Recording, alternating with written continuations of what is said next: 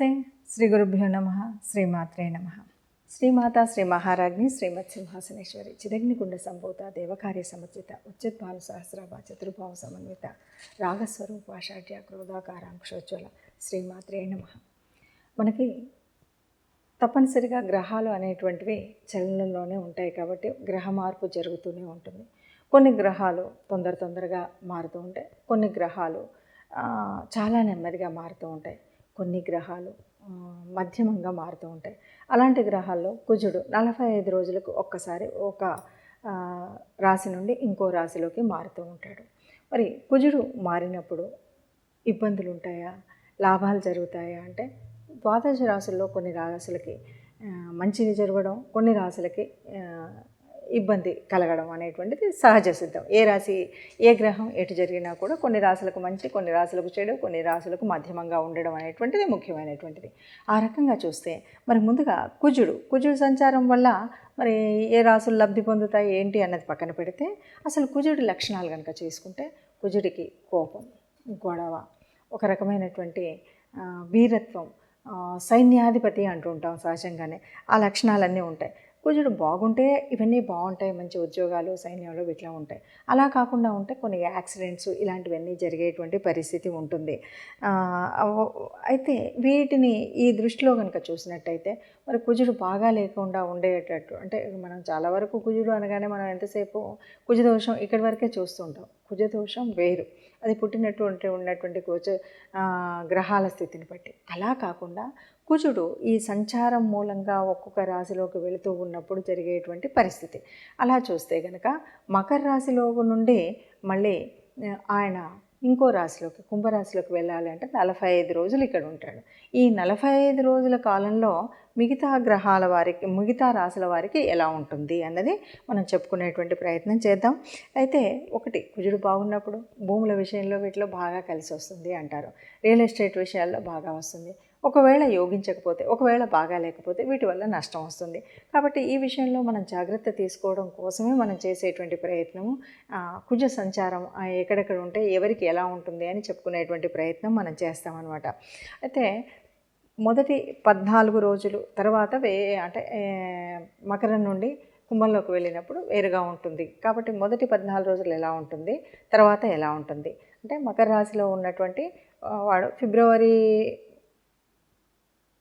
కనుక చూస్తే మొదటి 14 రోజుల తర్వాత 15వ తారీఖు అప్పటి వరకు కుజుడితో పాటు ఉన్నటువంటి రవిగ్రహము కుంభంలోకి వెళుతుంది. అలా రవిగ్రహం కుంభంలోకి వెళ్ళేసరికి కుజుడు తన యొక్క శక్తిని అంతా కూడా ప్రదర్శించగలుగుతాడు. రవితో ఉన్నప్పుడు ఆ ప్రదర్శన ఉండదు కాబట్టి తన యొక్క స్వయం ప్రతిపత్తిని ప్రయోగించగలిగే శక్తి ఉండేటువంటి స్థితి మనకు కనిపిస్తుంది.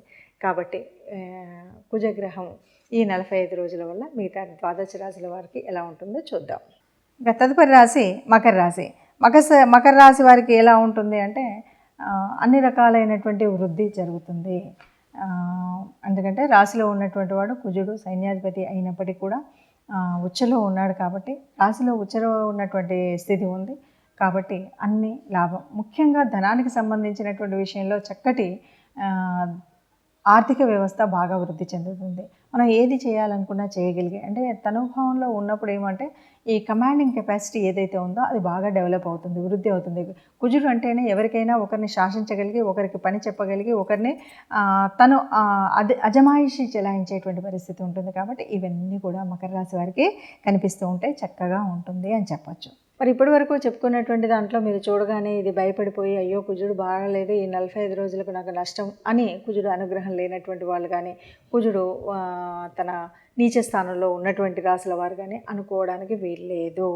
ఎందుకు అంటే మనకి ఇది గోచార రీత్యా మాత్రమే మనం చెప్పుకునేటువంటి పరిస్థితి. మీకు మీ జన్మజాతకంలో ఎలా ఉందో ఆ గ్రహాల యొక్క స్థితిని బట్టి, ఆ గ్రహాల నడుస్తున్న దశను బట్టి, నడుస్తున్నటువంటి అంతర్దశను బట్టి, అంతేకాదు గ్రహాల యొక్క యుతి, దృష్టి, వీటన్నింటి యొక్క ప్రభావం ఉంటుంది. ఇవన్నింటిని దృష్టిలో పెట్టుకుంటే తప్ప మనకి ముందుకు వెళ్ళలేము. కాబట్టి ఏదో ఇలా చెప్పారు కాబట్టి ఇంకా నాకేమీ అంత అంటే ఏదో కుజుడు నాకు నిజస్థానంలో ఉన్నాడు, కుజుడు శత్రువులతో కలిసి ఉన్నాడు, ఇలాంటి భావన మాత్రం అస్సలు పొందకండి. ఇదంతా కూడా కేవలం 30-40% గోచార రీత్యా ఉండేటువంటి ఫలితం ఉంటుంది. ఈ 30-40% ఉన్నప్పుడు మరి ఎందుకు చెప్పుకోవాలి అని అనకండి. ఎందుకు చెప్పుకోవాలంటే ఈ 30-40% అయినప్పటికీ కూడా మనకు ఈ నెల రోజులు ఆ ఇబ్బంది కూడా ఉండకుండా ఉండాలంటే రాబోయేటువంటి ప్రమాదం ఏంటి, రాబోయేటువంటి లాభం ఏంటి, రాబోయేటువంటి స్థితి ఏంటి, రాబోయేటువంటి ఈ స్థితిగతులను తెలుసుకొని దానికి కావాల్సినటువంటి దేవత ఆరాధన కానీ గ్రహ అనుకూలతకు చేయవలసినటువంటి పనులు కానీ పూజలు కానీ చేసుకుంటూ, లేదు కోపాన్ని కాస్త నివారించుకోవడం, లేదు ప్రయాణం చేసేటప్పుడు కాస్త తగు జాగ్రత్తల్లో వెళ్ళడం, ఇలాంటివన్నీ నిర్ణయాలు తీసుకుంటాం. కాబట్టి ఈ నిర్ణయాల కోసమే మనం ముందు జాగ్రత్తగా ఈ విషయాలు చెప్పుకుంటూ ఉంటాము. అలా చెప్పుకుంటూ మరి ఏం పరిహారాలు చేద్దామో చూద్దాం. కుజగ్రహం అనగానే ఇది భూగ్రహం.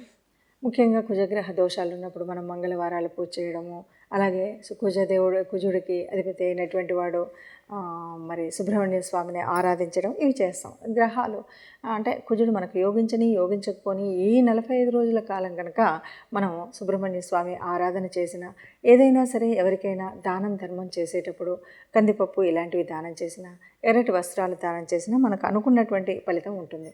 అయితే ఇక్కడ మహాదశ అంతర్దశలు కూడా వీటికి కనెక్ట్ అయినప్పుడు ఉండేటువంటి పరిస్థితి ఒకలాగా ఉంటుంది, లేనప్పుడు ఒకలాగా ఉంటుంది.